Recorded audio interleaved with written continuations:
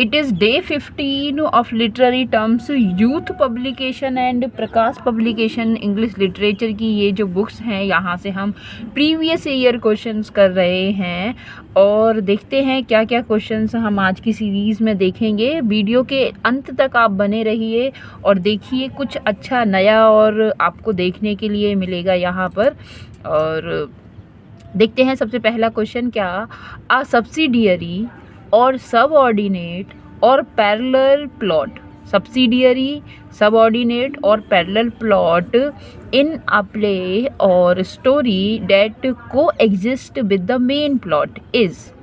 तो जो सब्सिडियरी है, पैरेलल एक और कोई प्लॉट भी चल रहा है मेन प्लॉट के साथ, तो उसको क्या कहते हैं? सिंबल, सिनकदकी, सब्जेक्ट और सब प्लॉट, है ना। तो ये उत्तराखंड टीजीटी में पूछा गया है और वास्तव में बड़ा ही क्या कहते हैं इजी ये क्वेश्चन है। मेन प्लॉट के साथ साथ एक और प्लॉट, एक और कहानी चल रही है जिसको हम सब प्लॉट कहते हैं। अब यहाँ आप देखिए कि ऐसा एरिस्टोटल ने तो मना किया है करने से, कि वो सिंगल प्लॉट की बात करता है, मगर शेक्सपियर के आप जो प्ले हैं उनमें आप देखिए कि आपको सब प्लॉट देखने के लिए मिल जाएंगे।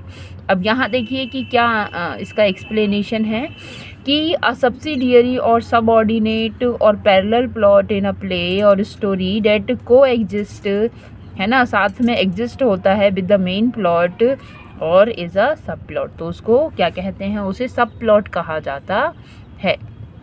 नेक्स्ट हमारा क्वेश्चन है कि what is one of the longest types of poem which has been around the thousands of year, कि what is one of the longest types of poem, कि एलिजी है, फ्री वर्स है, epic poem है या फिर बल्लड है।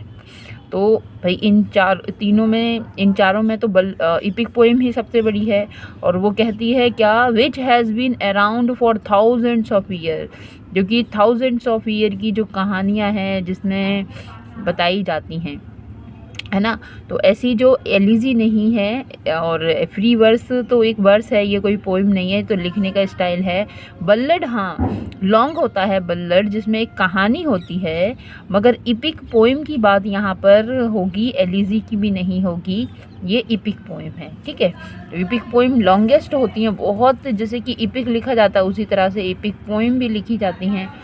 तो इसका आंसर है कि EPIC poem is one of the longest types of poem. और इपिक पोइट्री क्या होती है? इपिक पोइट्री, तो EPIC poem is a long narrative poem that is usually about heroic deeds and events that are significant to the culture of the plot। तो इसीलिए हमारा जो option है वो जो बी है वो ठीक यहाँ पर हो जाता है, इसे याद रखिए। नेक्स्ट है कि which of the following is a short fictitious story, fiction non fiction, तो ये फिक्टिशियस कल्पना पे आधारित स्टोरी, और वो भी कैसी? Short, that is presented to teach a religious principle, simple truth और मोरल लेसन। तो क्या होगी? प्रोज है, पैरेबल है, टेक्स्ट टेल है या सीरियल है? सीरियल। तो जो सीरियल है शॉर्ट स्टोरी नहीं है, सीरियल में एक सीरीज़ ही होती है, तो ये नहीं होगा। अब प्रोज या पोइट्री, ये तो क्या कहते हैं, कोई लिखने का ये टाइप है कि प्रोज में लिखा है या पोइट्री में लिखा है ना। और यहाँ पे क्या कहते हैं, स्टोरी की बात कही है, तो ये ज़रूरी नहीं कि जो स्टोरी है वो किसी में भी हो सकती है, प्रोज या पोइट्री में, ये बात कहने का नहीं है। टेक्स्टल टेल भी यहाँ पर नहीं है ना। ये पैरेबल है। पैरेबल स्टोरीज़ ऐसी होती हैं, दो स्टोरीज़, एक तो पैरेबल भी है, एक फेबल भी है। पैरेबल और फेबल, पैरेबल जो स्टोरी हैं वो आधारित हैं बाइबल पर, जो कोई हमें मैसेज देती हैं, है ना। जबकि फेबल जो हैं वो भी क्या कहते हैं, हमें मैसेज देती है, मोरल टीच करती हैं। फेबल जैसे कि आपने सुनी है कि भाई प्यासे कोआ की स्टोरी है, पर फेबल में क्या होता है? फेबल में एनिमल कैरेक्टर्स होते हैं, पैरेबल में कोई भी हो सकता है ना। ज़्यादातर तो क्या कहते हैं, जो स्पिरिट होती हैं पुरानी, और क्या कहते हैं, अच्छे इसमें मोरल कैरेक्टर ही होते हैं, भगवान वगैरह, बाइबल से स्टोरी है ना, तो वहाँ से तो मगर फेबल में क्या होते हैं, एनिमल होते हैं इनके करेक्ट। तो प्यासे कौवा की कहानी है, लोमड़ी की कहानी है, ये क्या है, ये फेबल हैं। जबकि पैरेबल, देखिए इसका आंसर क्या लिखा है कि parable is a short fictitious story that is presented to teach religious principle simple truth as moral lesson. तो ये वाली बात हमें पैरेबल करती है। पैरेबल और फेबल में क्या अंतर है, ये भी आप ध्यान में रखिए। नेक्स्ट क्वेश्चन है, और ये बड़े ही, अब देखो झारखंड टीजीटी के क्वेश्चन आ गए हैं। तो क्या कहते हैं, जब हम यूजीसी नेट के क्वेश्चन कर रहे थे तो वो हमारे लिए बड़ी टफ लग रहे थे, है ना, मगर अब इजी है। और यहाँ तो सारे ही तरह के जो क्वेश्चन हैं वो हम देखेंगे, और आई विल ट्राई कि मैं जितना बेस्ट हो सके आपको एक्सप्लेन करूँ, जिससे कि आपको समझ में आ सके वो टर्म, वो है ना पॉइंट, वो क्वेश्चन। तो लिखिए, देखिए यहाँ क्वेश्चन क्या है कि which play featuring a hero who must overcome evil were allegorical in nature. ठीक है, तो कौन सा इसमें से ऐसा फीचर है कि मिस्ट्री प्लेज है, मॉरलिटी प्लेज है, मिरेकल प्लेज हैं, या मोनोलॉग्स हैं, कि विच प्लेज फीचरिंग अ हीरो, और वो मतलब उसकी क्वालिटीज़ बताता है, फीचर बताता है एक हीरो की, हु मस्ट ओवरकम, जो कि ओवरकम करता है इविल से, बुराइयों से, बर, और वो क्या है, एलिगोरिकली है, नेचर में, अपना क्या कहते हैं, नेचर में एलिगोरिकली हैं। तो देखिए, सबसे पहली बात तो यहाँ पे एलिगोरी का मतलब क्या है। एलिगोरिकल पोएम होती हैं, स्टोरीज़ होती हैं। अब आप देख लीजिए, जो वो है ना, क्या कहते हैं, गुलिवर्स ट्रैवल एलिगोरिकल है, वहाँ पर उसका क्या कहते हैं, एनिमल फार्म भी एलिगोरिकल है। एलिगोरिकल जो स्टोरीज़ या फिर क्या कहते हैं जो वर्क होते हैं एलिगली, तो वो क्या होते हैं कि वो डायरेक्ट अपनी बात ना कह के इनडायरेक्ट कहते हैं, है ना। एनिमल फार्म में क्या है, एनिमल करेक्टर्स हैं और वहाँ पे स्टोरीज अबाउट एनिमल्स, पर वो क्या कहते हैं, व्यंग है, वो एक सीधा सीधा पॉलिटिक्स पर, है ना। तो ये वाली बात है, तो वो एलिगोरिकल नेचर में है। तो देखिए, अब वो कौन से प्ले होंगे, कि मॉरलिटी होंगे, केमिस्ट्री, मिरेकल, या मोनोलॉग्स होंगे। देखो, मोनोलॉग्स तो नहीं है, है ना। प्लेज की यहाँ पे बात की गई है, तो मोनोलॉग तो डायलॉग, मोनोलॉग, सॉलिलॉकी, एसाइड, ये अलग चीज़ें हैं। ये तो मतलब बातें कहने के तरीके हैं, अपनी बातें, कि आप अकेले में कह रहे हो मोनोलॉग हो जाएगा, दो के बीच में बातें हो रही हैं डायलॉग हो जाएगा, सॉलिलॉकी है, असाइड है, ठीक है, ये अलग बातें हैं। अब प्लेज यहाँ पे मॉरलिटी प्लेज, मॉरलिटी जो प्लेज हैं वो मोरल लेसन को बताएंगे, जबकि मिस्ट्री और मिरेकल प्लेज, है ना। देखो, मिस्ट्री और मिरेकल, मिरेकल क्या होता है, चमत्कार, है ना, और मिस्ट्री और मॉरलिटी प्लेज।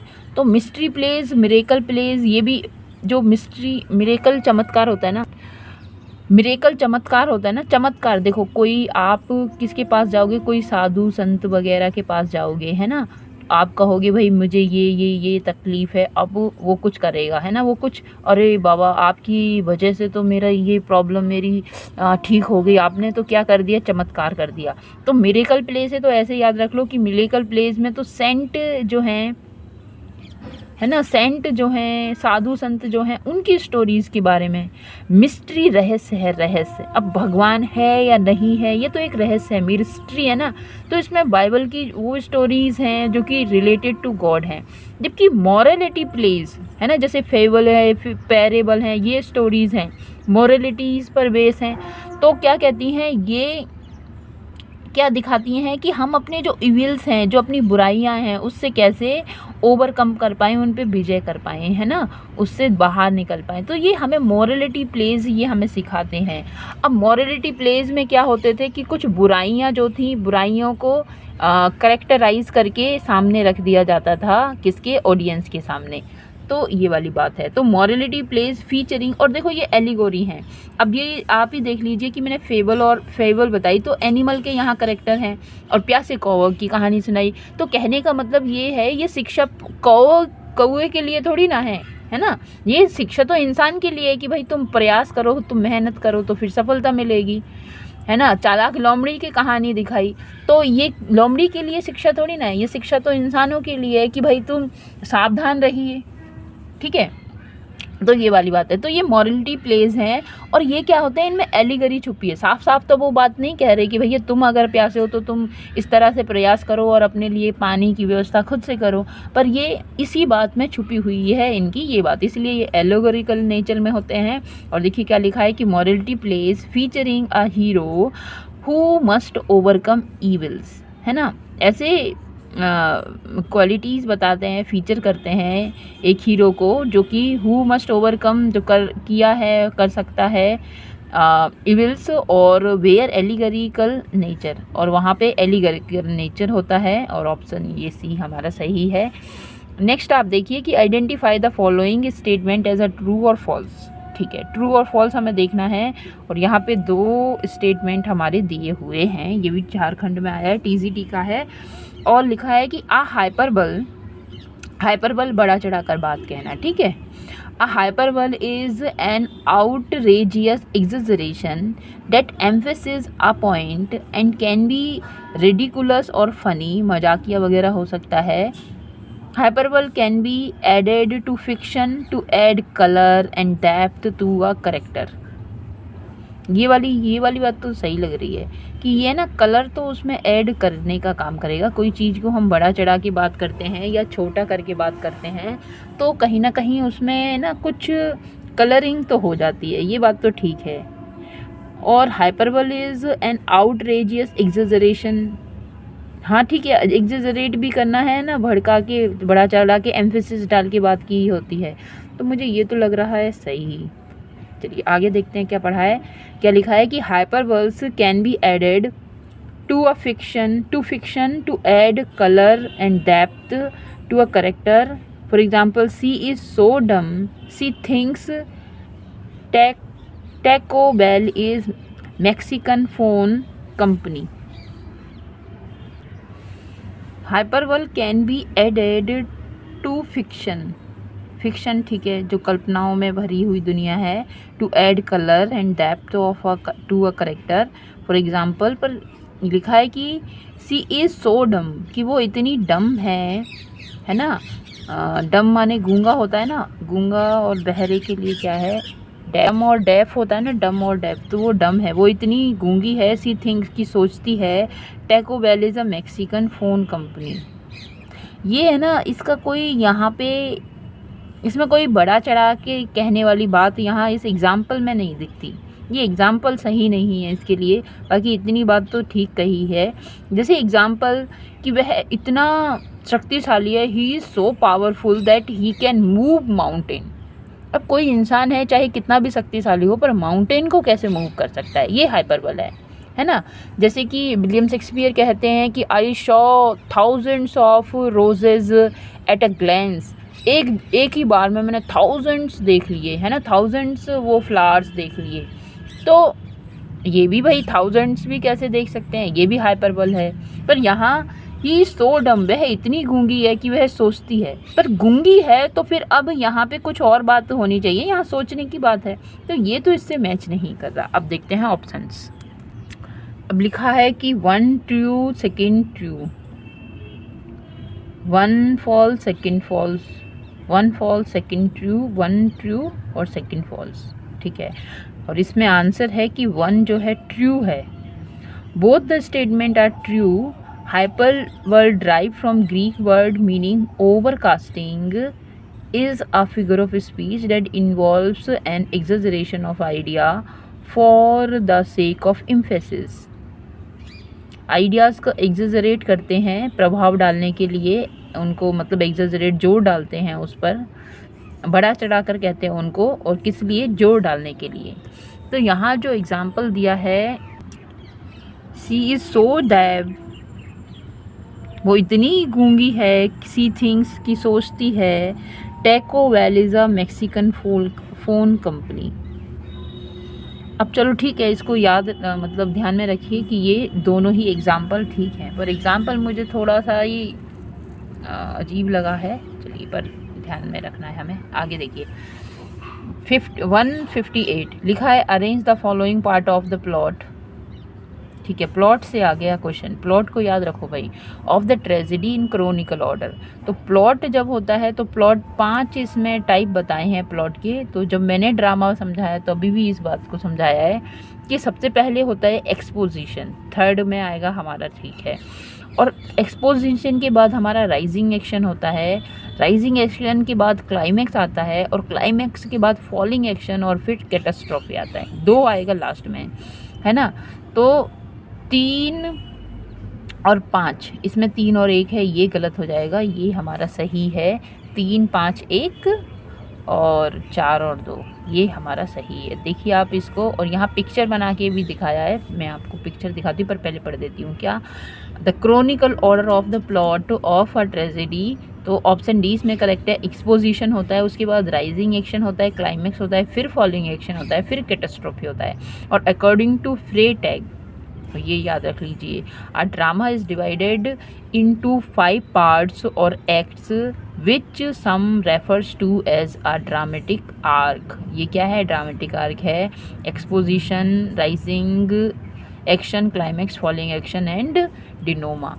और डिनोमा फिर इसमें ट्रेजेडी है तो क्या हो जाएगा? ट्रेजेडी है तो कैटास्ट्रॉफी हो जाएगा, कॉमेडी है तो सॉल्यूशन हो जाता है। इसका फिर 2 पार्ट हो जाते हैं। अब यहाँ देख लीजिए आप कि exposition, rising action, climax, falling action और डिनोमा। अब ये डिनोमा जो है इसके 2 पार्ट हैं। अब ऊपर हमने कैटास्ट्रॉफी पढ़ा ट्रेजेडी के लिए, सॉल्यूशन हो जाएगा कॉमेडी के लिए।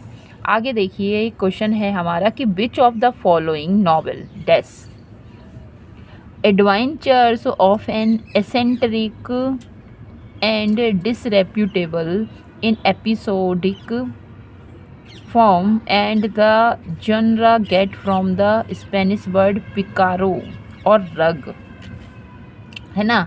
तो कौन सी ऐसी नोवेल है ना, नोवेल का टाइप है जहाँ पर जो बड़ी ही एसेंट्रिक होते हैं, इसमें एडवेंचर होता है, बड़ा ही एडवेंचर, एसेंट्रिक, अजीब होता है, डिसरेप्यूटेबल होता है, उन लोगों की कहानी होती है जो कि बड़ी भद्दे हैं, है ना, डिसरेप्यूटेड हैं, मार्जिन लाइन पर हैं, है ना। और वो ये जो जॉनरा है गेट लिया गया है स्पेनिश वर्ड पिकारो से या फिर रग से, है ना। तो रग का मतलब तो क्या होता है? रग का मतलब होता है दुष्ट, जो बेकार लोग हैं, रग लोग हैं। तो ये जो पिकारो है ना, पिकारो से ही पिकारेस्क नोवेल आई है, पिकारो से ही पिकारेस्क नोवेल आई है ना। ये एपिस्टलरी है, एपिस्टलरी तो क्या है? लेटर, जिसमें एक्सचेंज लेटर के थ्रू पूरी कहानी चलती है, एपिस्टलरी। सटायरिकल तो जिसमें सटायर, व्यंग किया जाता है। एलिगरी तो जिसमें छुपे हुए करेक्टर हैं, जैसे अभी हमने फेबल देखा, पैरेबल देखा, है ना। मगर ये तो पिकारेस्क नोवेल है, और picaresque novel is a genre of prose fiction that depicts the adventure of a rugged hero or heroine of low social class who lives by his her wits in a corrupt society, है ना। अपनी भाई बुद्धिमत्ता के द्वारा उस corrupt society में जीवन निर्वाह करते हैं। और picaresque is derived from Spanish word picaro और रग, वहाँ से ये लिया गया है और पिकारेस्क नोवेल बन जाती हैं। नेक्स्ट हम देखेंगे कि a poem in which epic conventions are subverted is. तो जहाँ एपिक कन्वेंशंस की बात है तो वो क्या है कि सब इपिकल पोएम है, या मॉकिंग है, या एंटी इपिकल पोएम है, या फिर मॉक हीरोइक पोएम है। ठीक है, तो इसका जो आंसर है वो क्या है? Mock heroic epic, mock heroic epic. और देखिए यहाँ एक्सप्लेनेशन लिखा है क्या कि epic conventions are subverted in mock heroic epic. Mock heroic या मॉक इपिक और heroic comic works are typically satires और पैरोडीज, है ना। पैरोडी वही होती है नकल करना।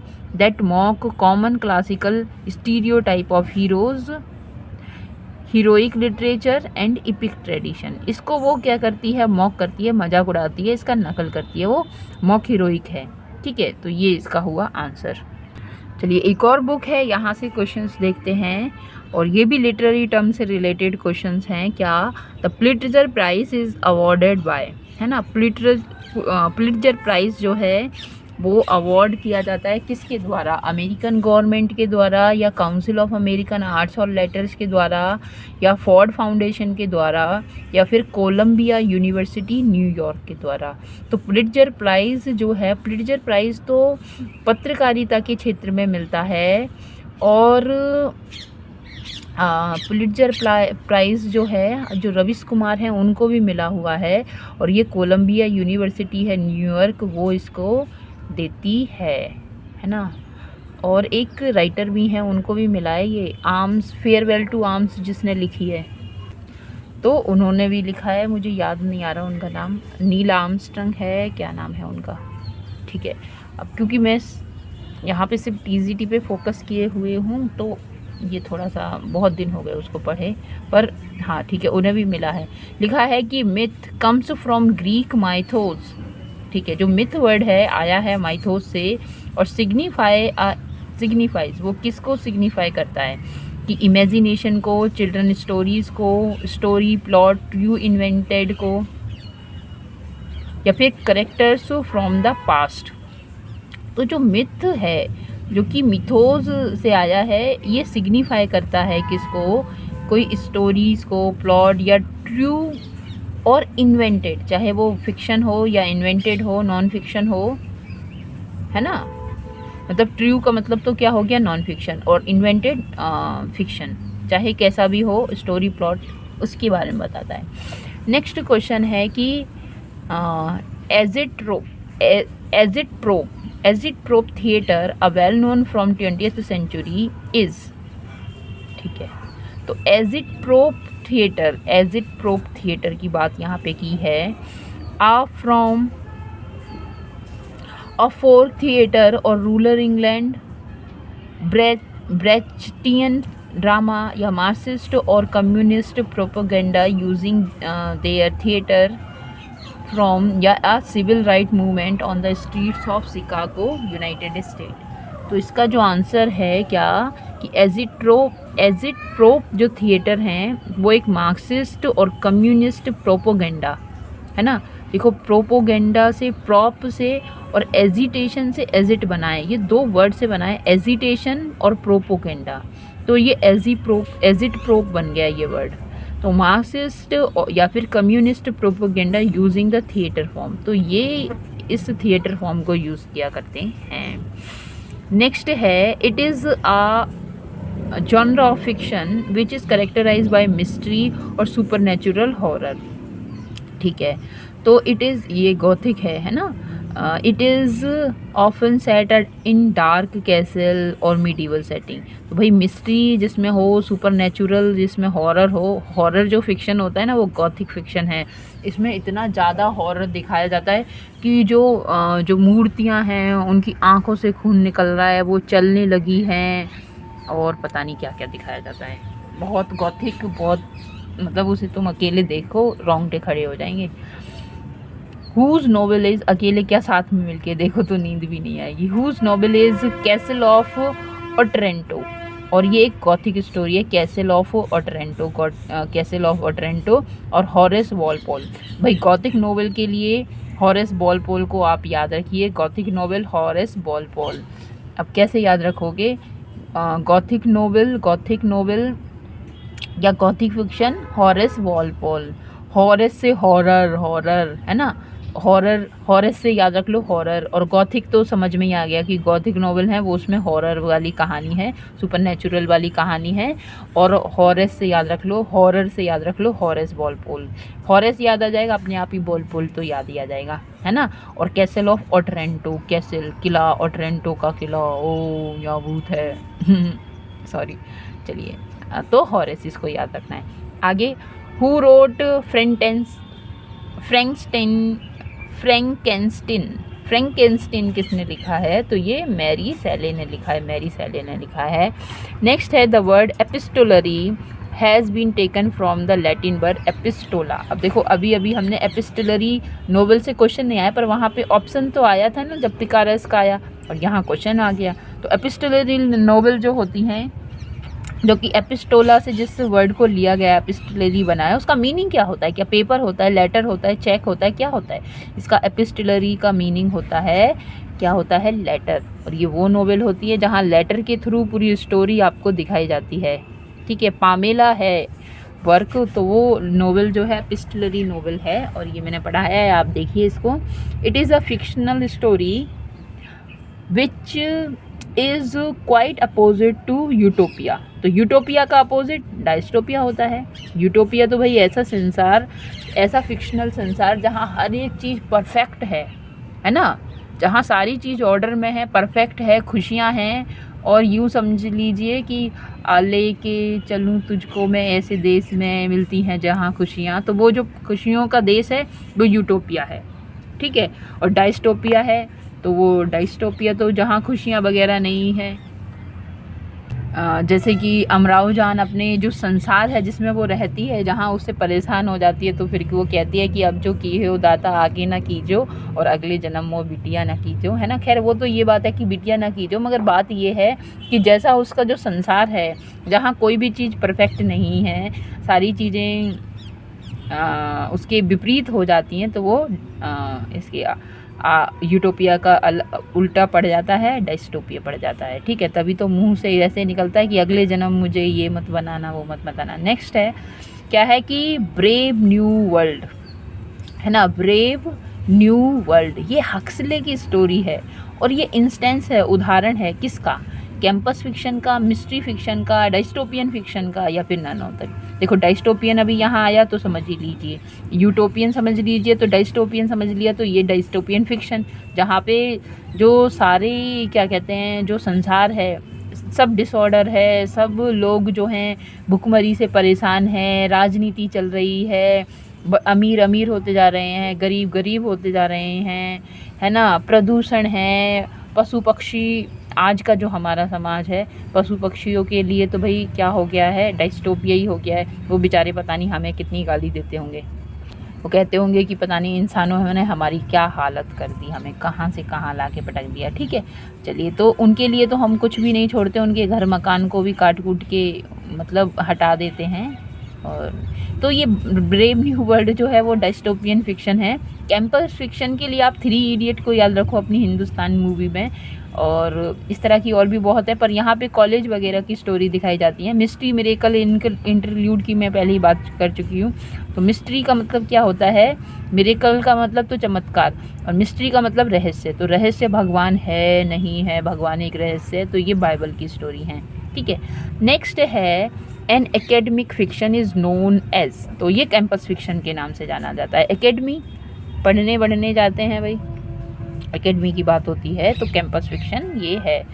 और आगे हम कंटिन्यू करेंगे इसी सीरीज़ को नेक्स्ट लेक्चर में। अभी के लिए इतना ही, थैंक यू। आई होप करती हूँ कि आपको अच्छा लगा होगा, और लाइक शेयर सब्सक्राइब करके मुझे सपोर्ट करें, और सपोर्ट बहुत ज़रूरी है, जिससे कि थोड़ा इनक्रेज मतलब मिलता है, इनक्रेजमेंट। और थैंक यू फॉर इट।